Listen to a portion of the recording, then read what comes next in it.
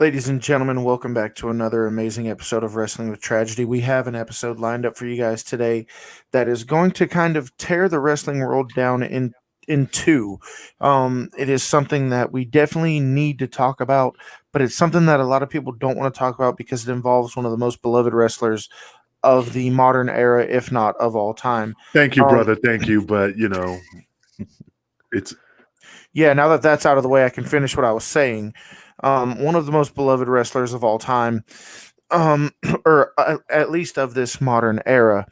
But before we get into any of that, I do want to take one quick chance to plug our amazing sponsors. First of which being A Rock Designs. A Rock Designs is a custom business who makes all of those amazing tumblers you see floating around, like my Bullet Club cup, like Pierce's CM Punk cup. So if you want to get your hands on any amazing merchandise like keychains, hats, shirts, hoodies, cups, anything you guys need, go to Facebook and look up A Rock Designs. Message Ashley Rodriguez, and she can take all of your custom orders. And if you're having trouble finding the page, message one of us, and we'll be able to point you in the right direction. Go ahead. what's Championship belts. Guys, Wasef Championship Belts is one of the premier belt makers in the world. If you are looking to add to your belt collection or even start your belt collection, Wasef Championship Belts is the place to go. Just go to Facebook and look up Wasef Championship Belts. With amazing payment plans and amazing payment options, we can get you the best championship belt at your whatever your price range may be, as low as $20 payments, and you pay what you can when you can until the belt is paid off. We have a number of amazing customers who will speak to the quality of our belts, to include one Stevie Richards and even you, Angel Medina. You guys have. Why did I just say your last name so formally? But even you, Angel. So if you want your belts to look like the people who actually held them, make sure you go to Wasef Championship Belts and place your custom orders. One that I'm very, very, very excited about. Ladies and gentlemen, Wrestling with Tragedy now has their own merch. You can go to storefrontier.com and search Wrestling with Tragedy, and you will find two shirts that we have available now: the alleged Wrestling with Tragedy shirt and the Hard Times Wrestling with Tragedy shirt. Hard times. hard times, baby. One of my favorite shirts. And before we go any further, I'm not trying to do a cheap plug, and we were just talking about Stevie Richards. If you guys ever want to hear a good motivational podcast, definitely check out Stevie Richards' The Morning Warm Up. It's on Spotify and other platforms. It's a great inspirational show. He just motivates you to work out. I mean, it's a great show. Definitely check it out. Just wanted to plug Stevie Richards because I've been listening to it every day. He wakes up early in the morning to do it, but when I go to work, it just gets me going. So check it out, guys. And also Absolutely. not to mention the Cicadas band with their song Restriction, who supply us with that awesome music for that intro song. But guys, I have to thank them as well. So Guys, hard times, Yeah. Daddy. so we're going to talk about Jeff Hardy today, guys. I think he's one of Kevin's favorite. He's like, I've got a lot to say about Mr. Hardy. Well, go ahead, Pierce. The guy has had DUI after DUI, public intoxication. He's done dumb shit. He's turned up to a pay-per-view under the influence. He, broke his leg in a motorbike accident, which, wasn't drug-induced, doing. Jeff Hardy's 43 years of age. It's time he grows the fuck up. He's been given opportunity after opportunity after opportunity in this great business of professional wrestling, and all he does has been fuck up after fuck up after fuck up after fuck up. This guy needs to grow the fuck up, realize at 43 years of age, he ain't 23. He ain't some fucking kid. He's a 43-year-old man. He's a father. He's a fucking middle-aged man, and he's still doing this dumb fucking shit. Get the fuck out of here. yeah, I mean, I totally understand where you're coming from. I mean, again, this guy has, a hell of a talent, a great, resume in professional wrestling. And many out there will give their left nut to be where Jeff Hardy is at in this wrestling industry. For him to continue to do what he does, it's just, he just slapped in the face to the business. Again, I understand he has an addiction. I understand he has these things going on in his life, but you're right. He needs to grow up. He's at that age. He has a family to support, and for him to continue what he's doing on this path of destruction. And I'm not saying he's doing it now. I mean, I don't know how he is now, but I'm just going off of from his incidents that he needs to straighten up and fly right. You know. Bro, the thing is as well, not only that he has a family support, he's probably got more money than fucking God himself. But the thing is, he's in a situation where it's like, does he want to be alive to see his kids, to see his daughter walk down the aisle and get married? Does he want to be alive to, see his daughter go to prom and, be parts of these major elements of her life? Because the way that this fucking idiot has been carrying on for years, he's going to be another tragedy, and it'll be a different episode of Wrestling with Tragedy where we're not talking about his fuck ups. We're going to be talking about something much more serious. Kevin,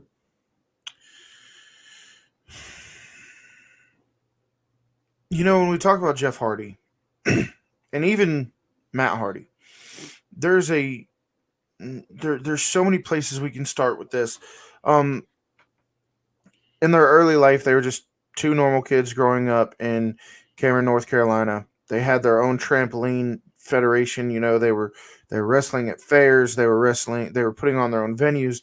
At a very young age, Matt Hardy understood the booking aspect of wrestling, and it's really what got them noticed. Was their ability to put on these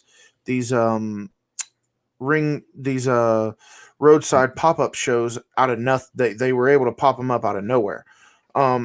But they were very talented, and they were given the name Team Extreme eventually, and they really lived up to that name by doing some of the craziest shit.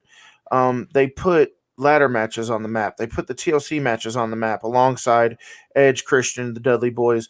I mean, they had help doing it, but without that team, these matches don't mean as much as they mean today.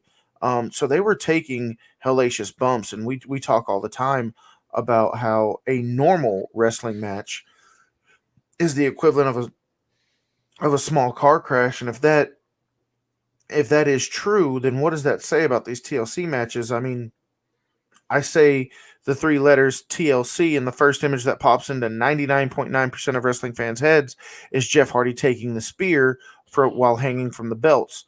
I mean, a bump like that just doesn't wash off. You don't just shake that off. That's a long-lasting thing, and I'm not trying to justify anything. But what I'm getting at is when you are in this environment of self-medicating, and I don't think it was ever a question of if the Hardy Boys were going to be great. It was a question of when. When were they going to get their shot? When were they going to get their push? When were they finally going to when were they finally going to be called up to the big show, the main event, the tag title, the single title, whatever the case may be? So when you're put in this world of self-medication, and you're self-medicating because you don't want to tell people you're hurt, you don't want to tell people you're injured, because you're about to get the rub from some pretty important people. And we go to the Fandango situation, Fandango was being primed to win the world title, and he was told by Jericho, hey man, win that title first and then tell him you're hurt. Well, we saw the Hardy Boys do something very, very different. We saw them go after the titles first, and in that locker room full of self-medicating individuals, you kind of just fall right in line with it, especially if you're hurting the way they were. And once again, I'm not justifying anything that they did or how they did it. What I'm saying is I understand it. It doesn't make it right.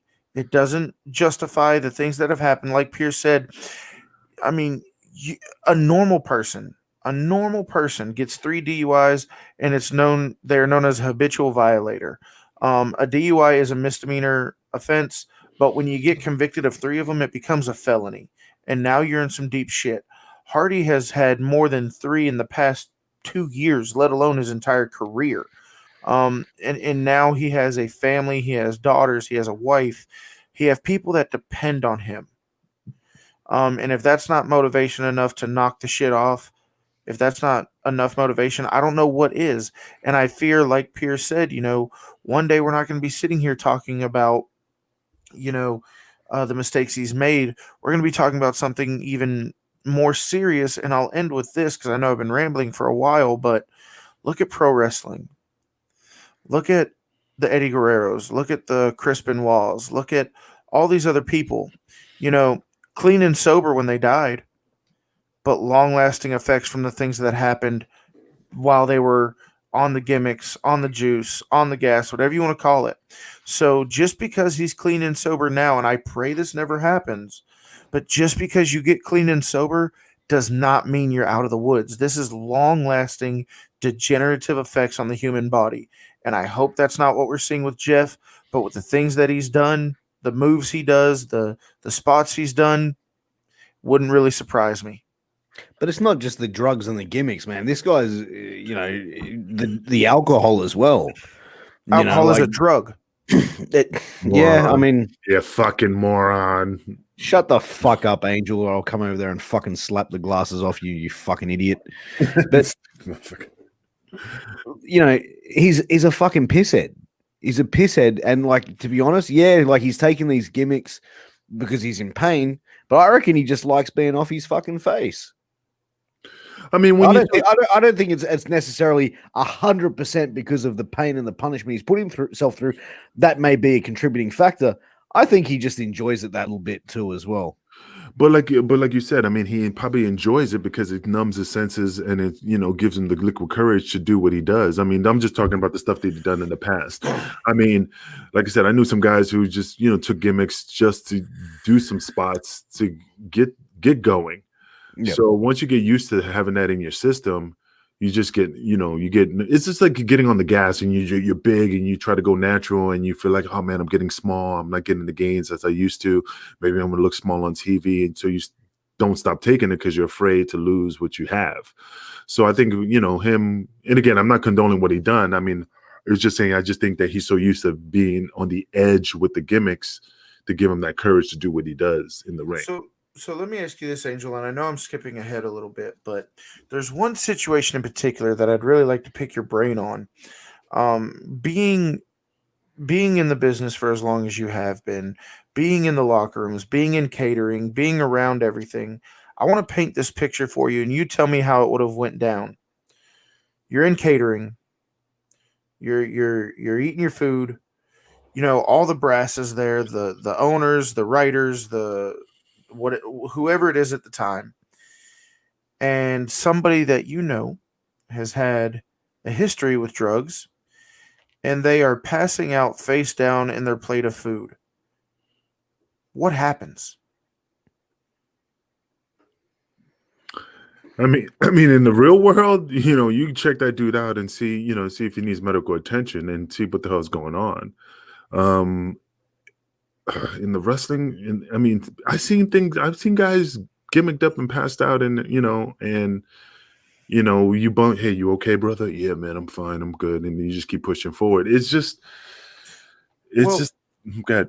Let me ask you this, and I don't mean any disrespect towards ECW. I was an ECW fan, but ECW and WWE are two completely different places. Oh, yeah. This is an actual incident that happened in catering with Matt Hardy. Everybody was there. Big Show was the one who talked about this incident happening. And like I said, I don't want to be disrespectful towards ECW, so please don't take it that way. But when you got guys like Rob Van Dam, Sabu, Sandman, Balls Mahoney, leading the charge, and it's very well known that all those guys, kind of stayed in that end of the pool with the drugs and everything like that, and even New Jack and guys like that. It was almost like it was expected at ECW. However, WWE has always had a health and wellness policy, whether how strict it's been, how relaxed it's been, who's been given a pass on it, that remains to be seen. But this was after the Eddie Guerrero situation. So they had cracked down on it a little bit more. And doing that in WWE in the modern day, not so far back to when, ECW was thriving, it's a much different situation. It's a much different scenario, and it's a lot harder to come back from something like that. Would you agree? Oh, yeah. I mean, the thing about the ECW locker room, and again, I don't know anything about Rob Van Dam because all I knew he smoked weed. I never saw him do gimmicks in front of me. I'm not saying he didn't, but I just never did. Now, when you talk about Balls Mahoney, New Jack, Axel Rotten, that's a totally different ball of wax. I mean, that locker room was My wife. my wife. I mean, the things that I seen, like I said, people will say like I made it up. And DeVito never took gimmicks. I took gimmicks because of my stupidity, because I was like, okay, I'll take it. And I learned from those mistakes.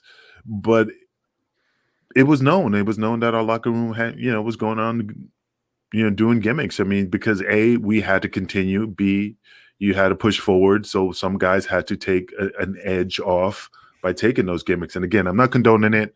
I don't, it's their business. I said in the beginning, it kind of matches that, and I know this is going to be a little off topic, but I feel like this is relevant. I talked about, the kind of bumps that Hardy was taking. You guys over at ECW, that was an everyday thing for you guys. What looked to be extreme for WWE, what looked to be pushing the envelope for WWE, what looked to be next level stuff was a Saturday evening for you guys. It was a Saturday evening out at brunch having mimosas. I mean, you guys really adopted and really raised that level of what it meant to be extreme, hence the name Extreme Championship Wrestling. Would you agree? Yeah. I mean, I remember one time. I mean, you were hitting the balls with a vacuum cleaner. Yeah. No, but I didn't take gimmicks, man, because I was afraid. I'm not gonna lie. I was really afraid to end up not like the boys. It didn't have to do with ECW. It's just the horror of. I just didn't want to be one of the in that level of statistics of guys that died. I was just afraid to get addicted to anything. I mean, I remember one time. I'm not going to say any names, but I remember one time we had a match, and he's going to go, "Hey, I'm going to take a couple of these gimmicks to see how I feel in the ring, how fucked up I could get in the ring." And he got fucked up, and me and DeVito, we had to pick him up, and of course, in the match we had to do our thing and stomp him, but he was puking under the ring. His head was under the canvas throwing up while we're stomping on him just to give him time to recoup. And then we throw him back in the ring. Yeah, you feel better, brother? Yeah, I'm good. And we continued going. So, I mean, those times guys used to be like, hey, what happens if you take this blue, red, green, and purple pill at the same time and pop them, and then they're just all fucked up. And I mean, like I said, I have tons of stories of seeing shit like that. I'm like, none of my business. I hate saying that, but in this business, you go, hey, brother, don't you think you're overdoing it? And especially if you talk to a Sabu, hey, brother, you think you're overdoing it? Who the fuck are you to tell me what to do? Hey, Paul, get this motherfucker out of here. You know what I mean? So you don't want to step over that line because, again, he had Paul's ear. And again, I'm not saying that's happening. I'm using it as an example. Yeah. But there were certain guys you don't want to say shit to and just say, yo, it is what it is. None of my business. So, let's reel it back into Matt and Jeff, more specifically Jeff, but we can talk about both Hardys. It's been time and time again, and everybody always says, they had a very successful tag run. They had a very successful. They still would. I mean, if they weren't in separate companies, anytime the Hardy Boys get back together, it's a big fucking deal. But one question that everybody had was, why is Jeff not winning the world title? Why is Jeff not winning the WWE Championship, the World Heavyweight Championship? Matt went on to win the newer WWE version of the ECW title. But, Jeff was that one that was prone to be the main eventer. He was prepped, primed, and ready. But it seemed like every time they invested the time, the storyline, the gimmicks, whatever the case may be, here he is with another DWI. But didn't he win the title one time in Hell in a Cell? I think he won the title the same before he won it. The ECW title, didn't he? He won it. He won his first WWE championship in a elimination chamber. He won his first WWE championship match in a triple threat at Armageddon against Triple H and Edge. He pinned Triple H for the title. He won his first one at Armageddon. Sorry, I had my eyes closed. I'm trying to recall everything. Yeah. And then he won the world title, I believe, was in a ladder match. I just remember him jumping off the top of the elimination chamber, the little gimmick inside the ring, and I thought that was that. I don't think he won the WWE Championship or heavyweight title in an elimination chamber or Hell in a Cell. I know he had a cage match against CM Punk when he was defending the title, and CM Punk ended up going over. But Jeff Hardy, with all these things that have occurred, he has a history of being someone who can't control himself, someone who can't keep his nose clean, but yet he's still. The guy's had more court dates than main events. But that's the thing; he's still on fucking programming. Like he doesn't want help. Like seriously, he wants help when he gets caught, bro. Like, mate, fuck the guys are. For what we know, no, for what's being told to us, Matt Hardy is actually sober now. And if that is the case, we recently seen him put into a storyline where it played on his addiction. Didn't we just see that shit with Road Warrior Hawk? Didn't we see how bad that can turn out? Yeah. And apparently it's still a good idea to do stupid shit like that. I mean, Jeff Hardy, like they even did the thing with Who Run Over Elias and had him found around the corner reeking of alcohol, which is very similar to one of the arrests where they found him reeking of alcohol in a public intoxication situation. And it's WWE not giving a fuck, not being sensitive. What they should do is put this dude in fucking 6 months of rehab so he comes out and just. I don't think it's going to help though, because Jeff Hardy. I don't know if you guys know this or not, but Jeff Hardy has numerous resources at the snap of his finger. Let's talk about somebody who is really, really close to the Hardys, who at one point was looked at as a Hardy. There were 2 honorary Hardy boys, 2 people who were looked at like additional Hardy boys. Who are those 2 guys, Piers? Shane Helms and Shannon Moore. There you go. Do you know what Shannon Moore does right now? He's a sober living coach. Oh, really? He goes on the road and he talks to people about sober living. He has his own business. I mean, he still wrestles, but he has his own business where he is a sober living coach. He talks to people and preaches to them about the importance of sober living and sobriety. He's dealt with his own recovery. He's dealt with his own demons of addiction. And that is somebody who is so close to Jeff Hardy. So if you mean to tell me that Jeff Hardy can't get help, no, that motherfucker didn't want help. Yeah, no, I agree. And, for me, like I said, someone who, like Jeff Hardy, and I said this earlier, who has been given opportunity after opportunity to make a great living in professional wrestling, who's made millions of dollars. You know what I mean? If you want to have some drink, stay the fuck home. Stay the fuck home. You want to take some gimmicks? You want to get off your fucking tits? You want to see fucking fairy lights and all that shit? Stay inside your motherfucking house, boy. Grow the fuck up. That, like, to me, honestly, like, he's a fucking man-child, bro. Like, he's a... Yeah, and Kevin's right. I was just looking it up, and it said Harley was expected to win the title at Money in the Bank ladder match in WrestleMania 24. Unfortunately, he failed his wellness policy for the second time. Thus, he was removed from the match and suspended for 60 days. But then by June of 2008, the Charismatic Enigma won the title from Triple H at Armageddon. Yeah, it was a triple threat match with and I'm glad you brought that up, because even after they did a interview, and we can't show the footage, it's copyrighted. I already looked at it. I really wanted to show it, but there was a fan footage of him at a Waffle House, stoned out of his mind right after that match. Is that the one where he's talking about CM Punk? There's 2 situations, that one and the one about CM Punk. But yes, I know the one you're talking about. Stoned off his ass. But, these weren't just, he wasn't just taking, it's easy to talk about self-medicating, not to say that it's right, not to say that it's okay, but it's easy to talk about self-medicating. I want to read something to you guys that I found just to put into perspective on how much this man was ordering.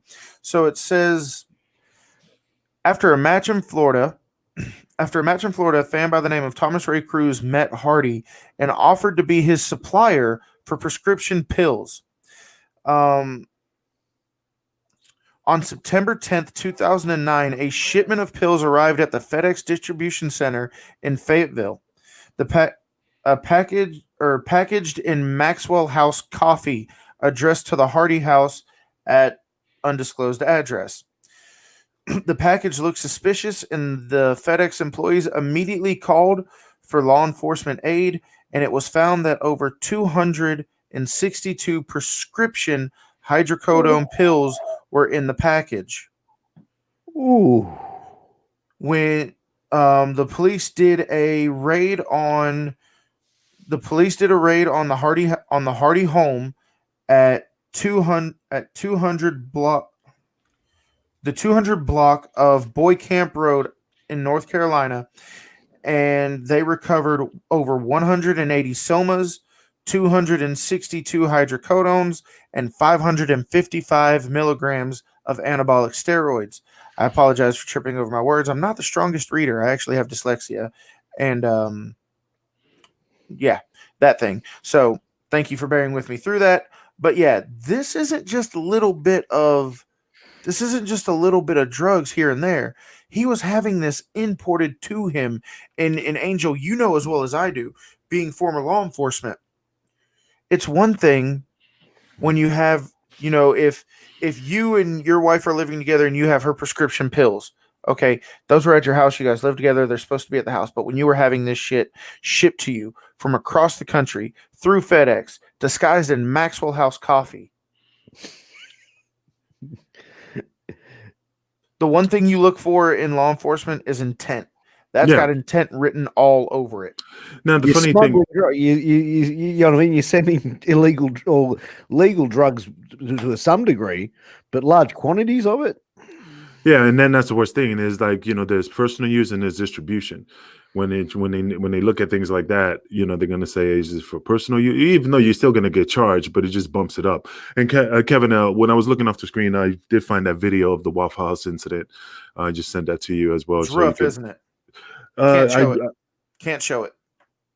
Okay. Copyrighted images. Copyrighted images. That sucks. But what about even the situation when he was at the TNA pay-per-view supposed to wrestle Sting, and then he turns around I'm glad you brought that up, because I actually, as you know, I interviewed Eric Bischoff and I got him to talk about that specific incident. That match wasn't supposed to happen. That's exact. I remember watching that interview, and you can catch that on the War Room podcast, also on Wrestling Review Society's YouTube channel. And I encourage everyone to go check it out. It was a great interview, and Eric said like they couldn't even find him that day. Like they couldn't. He was like off hiding or something. Then his music hit, and he was out walking to the ring. Yeah, they actually sat him down. They were trying to find him all day. They couldn't find him. Eric said that, it was no stranger for him to find a dark corner to sit in, do his makeup, really get in the mindset of the match. So that didn't bother them too much. But when they brought him to the gorilla position, he was being carried by two unnamed people. His feet were dragging on the ground. His head was dangling. He was out of it. They sat him down. They were talking about how they were going to kill the match or send somebody out in his place. And as they turned, Jeff Hardy had made it to his feet, and he was walking down the ramp. Then Eric stated that one of the questions I specifically asked him was, what was the conversation you had with Sting in the middle of the ring, and what did you say to Jeff? And he basically said, look, I went down and told them both that this match wasn't going to happen. He can tell that Jeff wasn't really in the right frame of mind because he wasn't really understanding what he was saying. He said that he struggled with the idea of laying Jeff out right there on his own. But he pretty much told Sting, hey, this match can't happen. Cinch it down. Don't let him kick out. And that's why the match ended in the longest part of that match were the ring entrances. It was literally like a Scorpion death drop, 1, 2, 3. And even then, like you see Jeff Hardy's like sitting up and he's like, what the fuck just happened? I'm in a wrestling ring. But what's funny is that something like that would have ruined somebody's career. I mean, he would have never worked again. But since it was Jeff Hardy, he just still got opportunity on top of opportunity, second chance on second chance, a third chance, fourth chance. Well, That's something that, and I know this is, very minor, but one of the things that AJ Styles said in an interview, and once again Eric Bischoff said in the interview I had with him, one of the things was that Jeff had to pretty much stand up on the bench in the locker room and not so much beg forgiveness, but he had to ask forgiveness from the entire locker room, and he did it. He served a suspension. Um, Said he wasn't coming back until he got sober. When he came back, he had to ask the entire locker room for forgiveness, and they kind of let it go. But like you said, a normal person, that wouldn't have happened. That would not. but the thing You is, just cost them. You just cost them the main event at one of yeah, their that's what I'm biggest saying. pay-per-views. You're doing the main event. You're the whole show is on your shoulders, and this is how you repay the company back. I mean, if I would have done that again, I am not a Jeff Hardy, I'm not a RVD, but it's just that if I would have done it, if I would have given the opportunity, the golden key, to push forward, and then I fucked up because I was on gimmicks, because I was nervous and I just wanted to dull my senses. I would have been done, man. I would have been wrestling in bingo halls. I would have been called the Latin Ram, and wrestling in meat lockers and stuff like that. But that's what gets me pissed off a little bit about people like Jeff Hardy, because when guys who, like I said, I don't do drugs. Yeah, I slipped a couple gimmicks here and there, but I don't have any vices. He's actually set to go back to court, guys. He is set to reappear in court, and so this is one other article that I found that I wanted to read to you guys. It says, over a year after the incident, Jeff Hardy is finally set to appear in court, readdressing the charges he faced October 3rd, 2019. He was charged with a DUI. According to the PWI Insider, the court case had been delayed numerous times due to COVID-19 pandemic situation. Jeff Hardy was seen last year on October 3rd after reportedly getting tipped off by the police for suspicion of DUI. Jeff Hardy was seen outside of a store. With a case of beer, and he was tailed by local law enforcement. Once the police determined that he was under the influence based on his driving patterns, he was pulled over and admitted to being drunk. It also was reported that Jeff Hardy admitted to having 2 shots of vodka before entering the vehicle and admitted to driving impaired as well, while he refused to cooperate and provide a blood test or a breathalyzer. Angel, we're going to get into that in just a minute. While refusing to provide a blood sample or a breathalyzer, the judge issued a warrant for the police to take a blood test from Jeff Hardy. Jeff Hardy's driver's license was suspended as a result. The incident took place during Jeff Hardy's extensive recovery from injury that kept him out of the ring for close to a year. So this was very recent. This was right before he came back. And I'm sure we all remember seeing the mug shots and the headlines and all that other stuff, that he had been charged once again with a DUI. WWE TV and SmackDown, the storyline was a part of, and this is like we were saying, they ended up using it as a storyline with him and Sheamus. So let's break down everything that we just read, or everything that I just read, starting with he's going back to court. Even as a celebrity, even as a public figure, you can only go to court so many fucking times before they have to do something. Next thing is, if it wasn't for COVID-19, coronavirus, and them actually being able to hear this case, he probably would already be in jail, if not prison. See, that's the thing. I mean, is he really going to do jail time? Like you said before, the other guy, he looks like he's going to get slapped in the nuts for sending that FedEx package. But I just have this funny feeling that he's just going to skate by. Vince is going to. He's done jail. He's done 10 days. 10 days. 10 days. 10 days is nothing. It's fucking nothing. Yeah, I know. And that's probably in a holding cell in fucking some bullshit jail. I just think that people have been in jail waiting 10 months just to go to court. Yeah, I just think I don't know, man. I just have a funny feeling he's not going to do jail time. He's going to probably get some probation. He's going to get some counseling, and that's it. So, Angel, as a former police officer, let me paint this picture for you, and let's break it down step by step. So, you receive a call from a store clerk, gas station attendant, wherever he got his beer from. Hey, there's this guy in here. He just drove up here. Smells like alcohol. Can't walk straight. I'm pretty sure he's impaired and he's about to get in his car and drive. You pull up. You probably don't go in right away. You probably park your car. You stage your car, which sounds like exactly what they did. Stage your car and you observe. Moments later, you see a man walk out of the store with a case of beer. Right there, you realize, okay, this is probably my guy. He's getting alcohol. He's this early in the morning. I doubt there's too many people at this store. You see him start to stumble to his car. What's going through your mind? He's impaired. Okay, so you've got clear signs of impairment. He's got alcohol with him. The witness testimony states that he smells like alcohol. He was stumbling throughout the store. Okay, so he gets in the car and he pulls away. Now, here's my problem. This is my issue. I think I know where you're going. Why did they let him get out of the parking lot? You have witness testimony, so you have a reason to be there. You have probable cause because you watched him stumble to the car. He's got the alcohol in his hand. Is there anything against the law saying that you can't just walk up and talk to him? No. They wanted to get him for driving. Hold on. Okay, I'm glad you said that.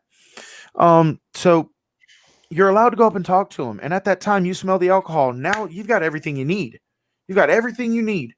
So right there, my only issue with this is that they let him get on a public roadway where other people were and endangered other people. They should have stopped him right there in the parking lot. Now, to go with Pierce's original statement, they wanted to get him for drunk driving. Security camera, witness testimony. How long was he in the store? When you do that blood test, it's going to tell you what his blood alcohol content is, and you're going to be able to gauge how long he's been drunk and how long he's been drinking, and you're going to be able to get him for drunk driving 7 days out of the week. Now, I agree with you, Kevin. I mean, I totally understand where you're coming from. Remember that, but every officer is different. And you know that old philosophy, officer's discretion. Why did you do this? Well, I wanted him to get in the vehicle. I wanted to get a car stop on top, a violation on top of the reason why we stopped him. I mean, I've seen that done many times. Like, I agree with you. I mean, I will say this. There's nothing in there saying that they allowed him to drive 10 miles, 12 miles. They said as soon as they saw impairment, which is, as well as I do, can be the second you pull out of the parking lot. Yeah. So but that's the thing. I think because we don't know how far they let him drive. Because I knew, but the thing is, I remember, like, it's been a while, but I knew the fact that, if you're impaired and you walk into your car and you stop the guy and you question, hey, you can't charge him because you haven't seen him operate that vehicle. From my time. That's what I was just going to say is, like, okay, by the time they do all these tests, are they going to go up to him and put him under arrest because they go, well, we think you've been drink driving, even though that he's walking toward the car? To check the cameras, if they even had the cameras there, if they had cameras in the liquor store as well, he could say, no, I parked my car there. I went to the bar right there. I've come here. I'm just coming to my car to get a jacket or put something in it, and then I'm going to get a cab. Like, now, I got something to tell you. I remember one time when my partner of mine didn't stop a vehicle. There was a guy in the car, impaired, sleeping in his vehicle, didn't have the keys to the ignition, sleeping in the vehicle. And I asked him, and again, I was a rookie, and I said, hey, how come you didn't charge him for, driving while intoxicated? He goes, well, because we have to have the keys to the ignition because it shows intent. And I said, oh, okay. So I think in the thought pattern is like, we want to catch him, driving. We want to catch him leaving because it's, he's impaired. Then we have probable cause and all this stuff to build up a better case than just him walking out, stumbling and say, hey, are you drunk? I smell alcohol on you. And then they can't really arrest him because they didn't see him drive. They're just going off the foot of, to witness testimony, blah, blah, blah. They just wanted to tackle more. There's different things. And I need to preface this by saying it's different with each state. Yeah. But here's kind of how I would do it. You're in North Carolina in September. Gets pretty cold. Okay. Just gonna go and throw that out there. It gets pretty fucking cold. I would probably approach him in something along the lines of, so how long have you been at the store? You know, as soon as I smell alcohol, I have the right to sit there and talk to you, because right there, I'm gonna arrest you for public intoxication. I've already got that. Public intoxication, done deal. Second, you know, are you here by yourself? Are you with anybody? He says no. He just admitted to me that he's by himself. Oh, so is this your car? I run the tag, comes back to him. So who's driving your car? He can't give me a straight answer. Maybe he does, maybe he doesn't. The reason I bring up it's cold. The first thing I'm going to do is I'm going to act like I'm leaning up against the vehicle. I'm going to put my hand on the hood, see if I can feel if it's still warm or not. Tells you how long the car's been sitting there. There's a lot of ways to find out if they had been driving. Another thing you can do, when you can turn the vehicle on. When it's cold outside, you have your heater on. Does your heater come on automatically, or does it have to warm up? Yes, warm up. It takes a couple seconds. So if you turn the vehicle on and that heat starts blaring out, you know it ain't been sitting there that long, right? Mm-hmm. There's a lot of ways you can figure this out. There's a lot of tools you can use. There's a lot of things you could do to figure out how long that car's been sitting there, how long that person's been in the gas station, how long that person's been in the liquor store. And I'm going to tell you right now, every gas station, every liquor store, because they have a high probability of being robbed, have security footage. There's plenty of ways you could have done. And I'm not knocking them. I'm not knocking them. Like you said, officer's discretion, everybody's different. You work your scene the way you work your scene. Me personally, I've seen too many people get injured and hurt due to DUIs. As a matter of fact, my barber, great guy, just bought a brand new truck, totaled because of a drunk driver. He had that truck for maybe a week. That's rough. Maybe a week. $30,000 vehicle, totaled, done for, because of a drunk driver. If I think you are drunk, if I think you are impaired, if I think you're under the influence of anything, you are not making it to that pavement. I don't care. If only thing I get you on is public intoxication, okay, you're going to go sleep it off and you'll come back when you're sober. It's not because I just want to take somebody to jail. It's not because I just want to jam somebody up, but I have an obligation to keep safe your family on that highway, my family on that highway, anybody else. You do what you want with your life. Don't endanger someone else's. Well, yeah, and I agree with you, because the thing is that with those officers, and again, you know, it's at the moment, and I bet you they weren't thinking about the video footage and stuff like that, and the security cameras and stuff like that, because at the moment they're like, hey, we got this guy, we're about to walk on, and they're like, we have to see him drive. Yeah, it's just maybe that was the first instinct. Look, I mean, I give you a perfect example. When I was on PD, we were in a car chase, and it was a DUI. We were in a car chase, and the guy got to his house, ran out the car, got to inside his house. We were chasing him. He runs to his house, grabs a beer, cracks it open, and drinks it. And we charged him with, evaded, elude, obstruction, stop signs, all this other stuff. And I said, why are you not charging him for a DUI? Because unfortunately he got in the house and cracked the beer. And this is in Kansas. I'm just saying here. I didn't understand, because he cracked the beer because he knew that if he drank a beer in his residence, it kind of voids out what's in his system. That's where the blood it's where the blood alcohol content's going to come from. Yeah. So let me ask you a question though. It's been stated that he was arrested for public intoxication. You can arrest for that as well. Yeah. So public intoxication is really more of a court appearance here in Kansas as well. If your public intoxication is just an NTA. But what my question is, say for example, the three of us, we go out to a bar or a pub or whatever. We've had a few drinks. We've had some dinner. We're feeling pretty good. All right. So we've had a few drinks. As soon as I walk out there, a cop can come up and arrest me because I'm intoxicated in public. No, you got to be. No, you have to be what's called a public nuisance. Yeah. Right. So you've got to be pissing on a fucking tree or something like that. You just got to be belligerent. You could be belligerent. You can act like a dick. You can start kicking garbage cans. Disturbing the public. Yeah. So just being a fuckwit, essentially. Yeah. Okay. Basically, it's just something to tack on. But if you're going to arrest somebody, I mean, again, here is just a notice to appear. It's called an NTA. It's just it's like a big old form.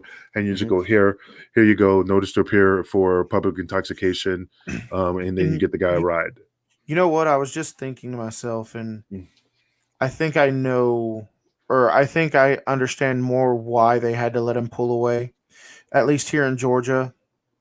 So any gas station or store or anything like that, it's most likely going to be private property. Uh, There are two laws you cannot enforce when somebody's driving on private property: driving without a license, and accidents. DUI. And private property accidents. No, we can still do accidents on private property, just nobody gets Yeah. charged. You make a Yeah, report for nobody's the charged. insurance company. Yeah, that's it. But you can still make a report even on So private property if you're for on that. if you're on private property, it's kind of hard to make that case. He would have had to have pulled out onto the main roadway. So yeah, I can kind of see it. Now, if it's like Walmart or something, that's not private property. That's a publicly owned business. But did it state that the police officers were casing him out? Like they were It there said that they were and- tailing him. It said that they tailed him. So could they have like turned up just as he's come out, or like They could have, yes. like I'm just The second just trying the tires touched the pavement on the road, yes, they could have. like they could have like that- turned up and as that's- he's pulling out. Yeah, and that's what I'm saying. There's nowhere in that report that says how far he drove or how far he didn't drive. But getting back into Jeff Hardy, doesn't matter how big of a celebrity you are, sooner or later, everybody has to answer for what they've done, whether it be fines, jail time, whatever the case may be. How many chances do you think this guy has left? Not that many. But you know what? Like that's the thing. Like, why does he keep getting these opportunities? TNA, WWE. Does he have something? Does he know something about someone? Does he have shit on someone? I don't think so. No, I it's just- I it's think just he's Jeff a Hardy. draw. He's a draw. It's Jeff Hardy. But that's the thing. Like you look at Look at like Taboo. all right, you look at the major draws in from WWE, right? Hulk Hogan, great on the mic. The Rock, great on the mic. Stone Cold Steve Austin. Hogan's great on the mic. Brother. Bullshit. Well, he was over in the 80s, bro. He was over. As The fuck. only reason he was over in the 80s is because he was the first sports entertainer in a world of professional wrestlers. Okay, regardless. But the thing is, Jeff Hardy sucks on a promo. Like dude, watching him cut a promo is fucking painful. Who, Jeff Hardy? Yeah, bro, that's fucking like, yeah, he does some cool shit in the ring, but like, dude, You can't do it, motherfucker. I know I'm not saying I can do it, but I'm just saying I don't see the fucking value in him. Like, They he comes do. out. They do because he built up that reputation. Again, I mean, Jeff Hardy's it's I don't want to use his cheesy, the charismatic enigma, but the thing is that I mean, he's done things that nobody ever done before. So I mean, he's still a draw. Because let's say he gets kicked out of WWE, AEW will pick him up. Oh. TNA will pick him back up. He'll go to Japan. He will not lose a step, man. I mean, like Kevin said, how many chances he's going to get, but he'll still get chances because the name party. Look at Sabu. Look at that perfect example. That dude died when I was at the Extreme Reunion. I was there when that's when me and Stevie met and we're working out in the locker room. That's when that motherfucker OD'd and almost died. And we're like, fuck, and he still, and he still wrestled, I mean, it's fucking Sabu. The guy can't even fucking walk. I love him. He's a good dude, but the guy got demons, Same thing. He's a draw. He's a name. No matter how fucked up he is. I don't know, man. Look at I Jake think- Roberts. Look at Scott Hall when he did that fucking. So let me ask you this. Say, Yeah. for example, the police weren't there in this last DUI. Okay. He leaves that scene, and I don't know what time it was. Did it state what time of the day it was, Kev? I don't think so. All right. So say, for example, it's Excuse me. I don't know, 6 o'clock at night, right? Families are leaving restaurants for dinner. He goes up on a curb, takes out a fucking 6-year-old. That's Is different. WWE still going to have him hired and coming out and doing his shit? There has to No. be more. There has to be a more of a repercussion for this sort of bullshit and hold the performer and the wrestler accountable for their actions. If he had killed a child or killed anybody, it doesn't child, adult, old age person, whatever it is, if he had killed someone, would WWE have still stood by him, and would they still be doing this? No. And would they still have done that ridiculous storyline with fucking, Sheamus saying, "Oh, how much of a fucking alcoholic is Jeff Hardy?" That's something you can't do damage control on. I mean, other things that he done, they could do damage control on. I mean, it's easy just to, suspend him for 60 days and get him off TV, for, out of sight, out of mind philosophy. I mean, yeah, if he killed somebody, if he crashed, and there's no way to turn, get back from that, and there's no way to spin it to make it look like, hey, we're trying to help this guy. Yeah, he's fucked, man. He's done. It's a wrap, man. Because right there, he killed family or he killed some innocent bystander. But until he does, which I hope he doesn't, he will still get opportunity on top of opportunity. And you know what? At a certain point in his career, like you say, he made millions. The guy is loaded. Let's say he does get blackballed. Approximately 11:30 p.m. Okay, Yeah. so like Yeah, kids that's aren't it. out at that time, but Yeah. Oh, but you could still say he, family out, from a family function, coming home late from a wedding, a party, a reception. Concerts, wrestling shows. Yeah, those Everything. things are possible. But like again, I just think that Jeff Hardy, is, I mean, he's going to be protected until he does something that they can't cover up. I think he's great in the ring. I think he's a great talent, but I think he's been given way too many opportunities. Why am I yawning? And I think at 43 years of age, I just don't understand how his brother doesn't, like his brother. They're both in the same mix. How he hasn't got any. I mean, besides all the injuries he's sustained, like Okay, no, I apologize. What? All right, so this is even worse. His intake was at 10:20 p.m. So all of this would have had to happen around 9:30. It's And still that at night, yeah. even that's still pushing it. But here's the thing, guys. His intake was 10:20 p.m. March or on the 10th.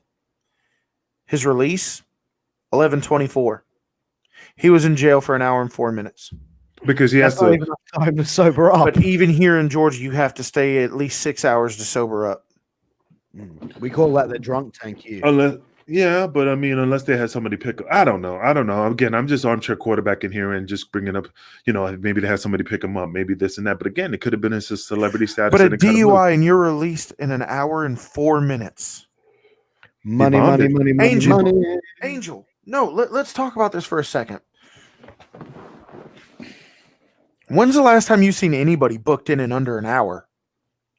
You know what? And I know it's two apples and oranges, but I do remember an officer got arrested for a DUI, and he was out within an hour because of his safety. It could have been that they released him because they don't want to put him in the holding cells with other solitary confinement. I know, I agree with you, but I'm just looking at it from looking at other angles, because I know they let go of an officer, and I know it's an officer, but within an hour of a DUI because they couldn't put him in a holding cell. This is the problem. This is the problem with society today. It teaches you that your social status will get you out of anything you need to get out of, and it's bullshit. Yeah, like the thing is, like Jeff Hardy, obviously they looked at it like a celebrity. They've gone, okay, we can't have him in here. Whatever the case may be, maybe they didn't have the room to Put him in a have holding him cell by himself. Maybe they didn't have the room. Like, who knows? Put him in a cop car and lock the door. Either that or they thought that's extreme. I was joking. You can't do that. It violates so many constitutional rights. But the thing is, Jeff Hardy, this time around, how many times has Jeff Hardy gone to rehab? How many times has Jeff Hardy said, I'm sorry? How many times has Jeff Hardy fucked up and still said, I'm sorry? I mean, they need, take out WWE. How this needs to work. He needs to do some sort of serious jail time, and maybe that will sink into his fucking head that he can't be carrying on like this in public anymore. How many times I got to show up to your house and sleep with your wife before you stop inviting me over? You're cockhold. I just love to watch. I'm not worthy. I'm not worthy. Guys, we are hitting that 1 hour mark, and I just want to say that whatever happens with Jeff Hardy, I hope that he can either find sobriety or maintain sobriety. Like I said, we're led to believe that he's sober now. But we've been led to believe that numerous times. If he is sober, great. I hope he can maintain that for his children, for his wife, for his career.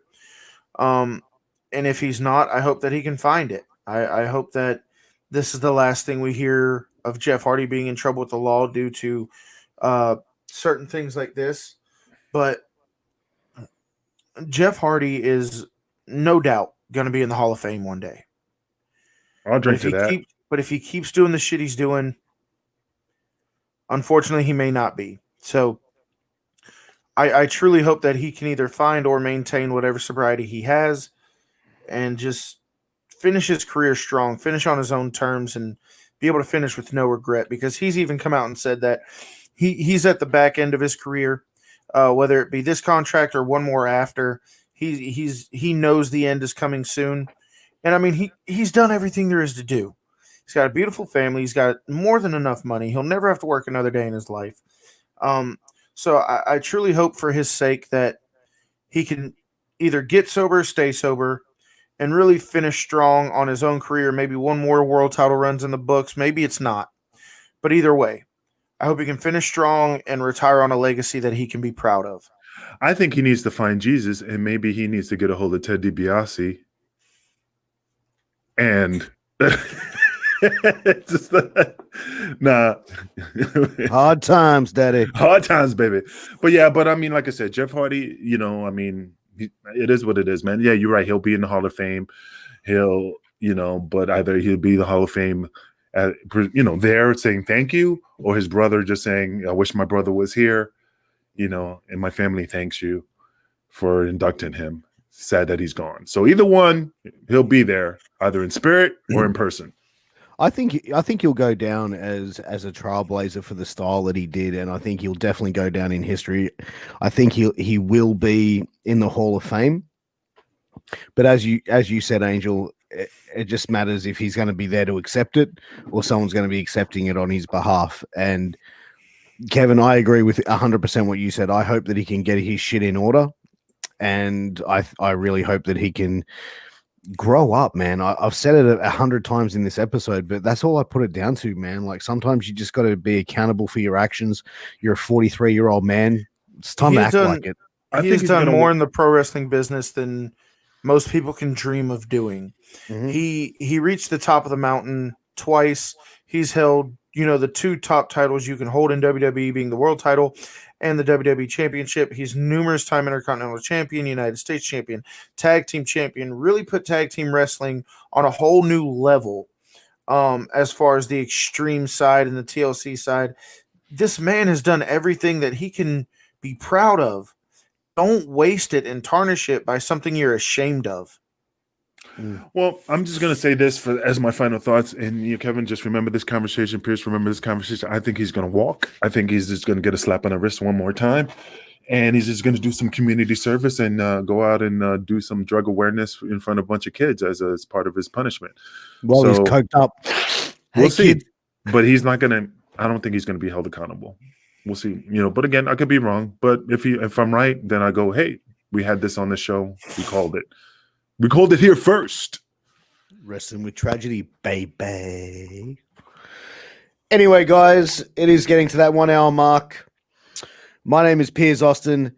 To my left is Kevin Rodriguez, and below us is the Kingpin, Angel Medina. You've been watching Wrestling with Tragedy. Thank you to A-Rock Designs, Wazaf Championship Belts, the Cicadas Band, and Store Frontier / Wrestling with Tragedy. Please go and check out all those platforms and make sure you support us. But until next time, catch you later.